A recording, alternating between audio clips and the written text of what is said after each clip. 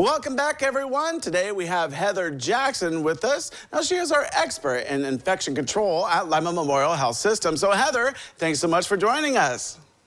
Thank you. I'm so glad to be here. All right, so Heather has some great information for us today about food safety. So, what are some basic principles and practices everyone should follow to making sure that they have their food prepared and consuming is safe?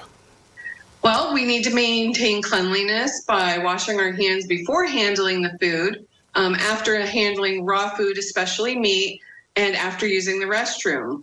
We also want to avoid cross-contamination of surfaces by using separate cutting boards, plates, and utensils for the raw versus cooked food.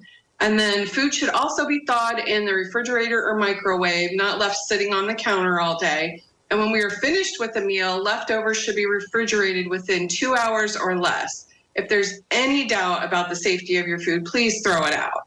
Right, that all makes perfect sense. Now, what are some common food safety mistakes that people make? And then also, how can they avoid them?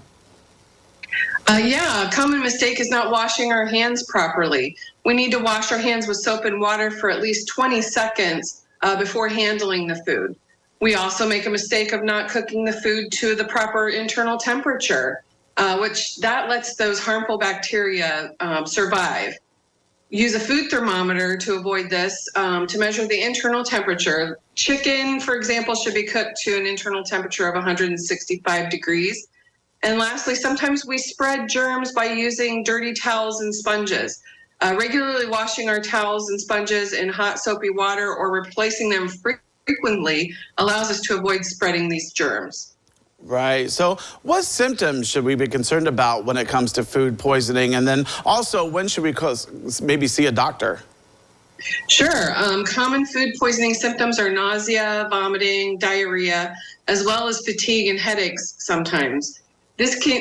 Diarrhea and vomiting can lead to severe dehydration when we can't keep enough fluids down, and we should take this symptom very seriously.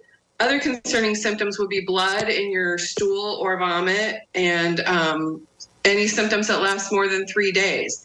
If any of these occur, please see a healthcare provider. Heather, thank you so much for joining us today, giving us your expertise and your knowledge about food poisoning and more. So appreciate you coming on. Thank you. All right, well, don't go away because we have more when we return.